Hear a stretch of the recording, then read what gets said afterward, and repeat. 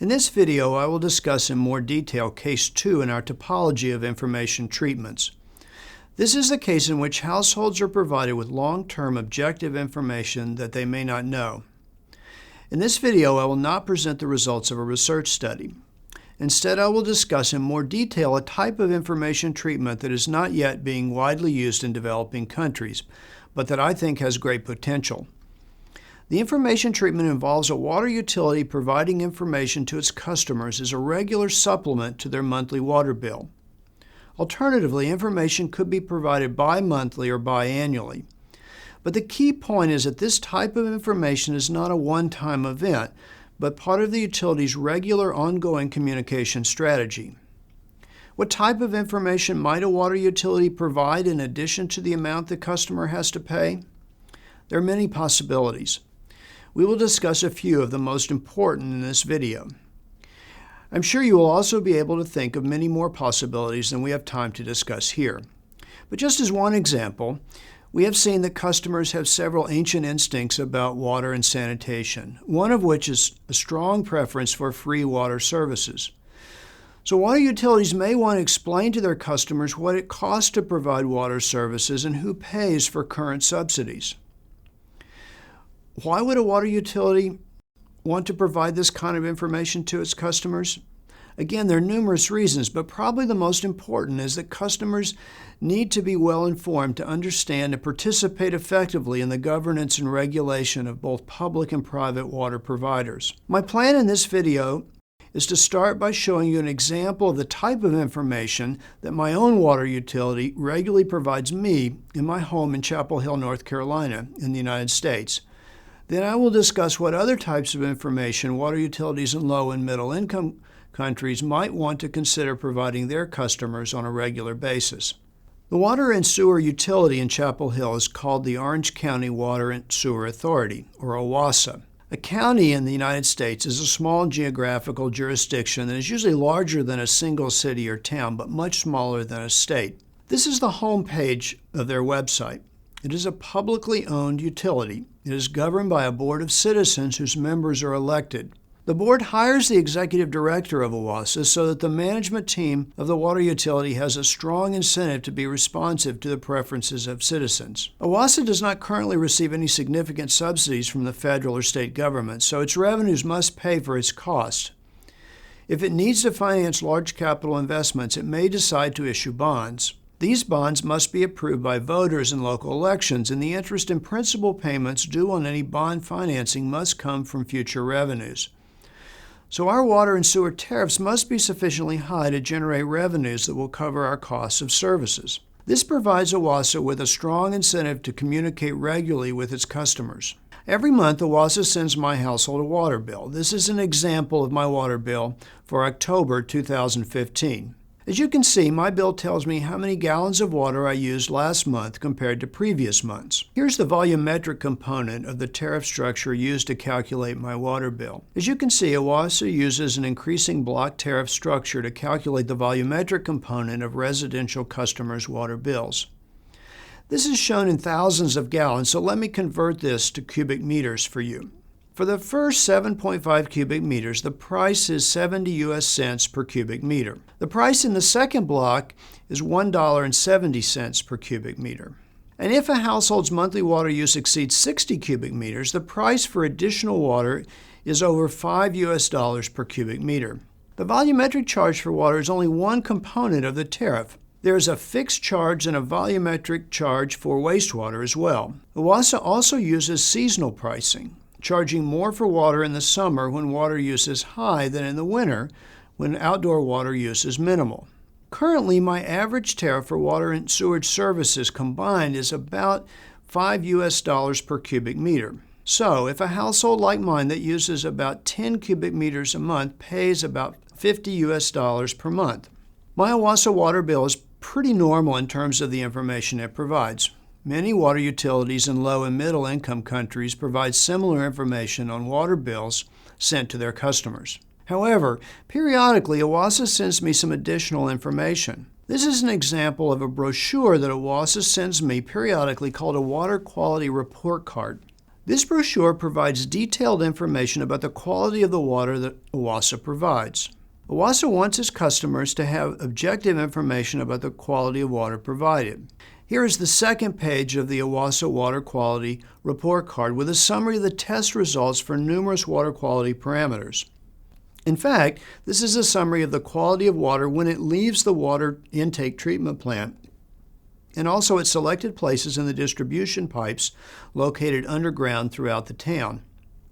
It is not necessarily the quality of the water a household receives inside the house when a faucet is turned on. This is because water may become contaminated with lead found in the distribution lines in a house. But this problem is outside Owasso's control, and the brochure makes it clear to its customers that this is not Owasso's problem. This brochure also includes additional information about Owasso's 4 reservoirs and the treatment processes that Owasso uses to clean and disinfect the raw water supply.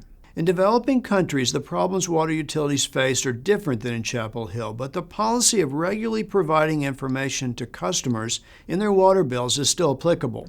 What kinds of periodic information might a water utility try to convey to its customers in a megacity of the Global South? I suggest that we think about such information treatments in terms of our policy framework. The first thing I would suggest is to focus on problem description and status quo conditions. For example, the utility could provide customers with information about its costs of service, the distribution of subsidies, and the regional water resources situation. Or the utility might provide customers with a step-by-step diagram of the current water and wastewater system so they could better understand the utility's operations. Such a figure could show where raw water is abstracted, how it is treated, and how it is delivered to households. Next, it would show the wastewater side, how wastewater is collected, where it is treated, or if it's treated, and where the effluent is discharged back to the environment. Alternatively, the utility could show customers a set of performance indicators, such as the number of customers per employee or the percent unaccounted for water. Such performance indicators could be used to benchmark the utility, that is, to compare it to other similar utilities in the region. Another option is for the information treatment to focus much more narrowly on an issue of concern, such as the problems posed by metering shared connections or the number of customer accounts that are in arrears. The purpose would be to inform customers about the challenges confronting the utility. Second, the utility could provide customers with information about the dynamic baseline. In other words, information about what current trends imply for future conditions. For example, this could entail explaining how population and economic growth would likely affect system-wide water use. The utility could also explain to customers how climate change could affect the water utility's raw water sources. Of course, the effects of climate change on surface water hydrology are uncertain, and this would need to be made clear to customers. However, as we discussed in the first part of this MOOC in 2014, there's much less uncertainty about rising temperatures. Increased temperatures increase household water use and reservoir evaporation losses. The magnitude of these effects will differ in different places, so the information that a water utility would provide would need to be location-specific. Third, the utility could provide customers information about policy interventions that are either underway or are being contemplated. For example, the tariff reforms or water conservation programs might be under consideration, or the development of new water sources might be in the planning stages. A key message from the utility might be the sacrifices will start with us. For example, policy interventions such as labor reforms or other cost-cutting measures to deal with a problem. Fourth, the water utility could provide information about what these policy interventions would mean for customers, how the policy interventions would change or shift the dynamic baseline. For example, the water utility could explain how much an investment program would increase the number of hours of service or the quality of water provided by the utility, or the effect of water quality improvements on health risks. The information treatment could explain the effect of seasonal pricing or increased temperatures on the need for the utility's capacity expansion, or what increased debt financing would imply for tariffs. These are just a few examples to illustrate that a utility could share much more objective information with its customers than is currently done in most cities. Not only could more information be shared, but also information could be shared in more ways. A traditional option is to include printed materials with the household's water bill, such as the OWASA brochure I showed you. But social media, radio, and television could also be used. Utility websites can easily include detailed information such as consulting reports and water quality test results. Members of the public can thus study the utility's problems in more depth if they wish to do so. Let me conclude with a caveat. I have referred to the information treatment in this case 2 of the topology as respecting consumer sovereignty. Of course, there's a continuum here. The utility's management might hope that providing objective information about its problems, emerging trends, and policy alternatives would cause customers to see the situation as the utility sees it. For example, providing customers with accurate information on the cost of service might make customers more amenable to tariff increases. Alternatively, engaging the public with objective information might result in new creative solutions coming from the public. Perhaps the utility management would change its own positions about possible solutions to problems. Or, working together, the utility and the public might find solutions that neither would have found if the utility had not provided its customers with more information. In the next 2 videos, we will discuss case 3 in our topology of information treatments. As an aside, in making this video, Duncan and I realized just how different our water bills are in terms of their information treatment content. Later in the MOOC, Duncan will compare and contrast the information he receives from his water utility, Yorkshire Water. The difference in information treatment between his Yorkshire Water bill and my OWASA bill is due to regulation in the water industry in the UK.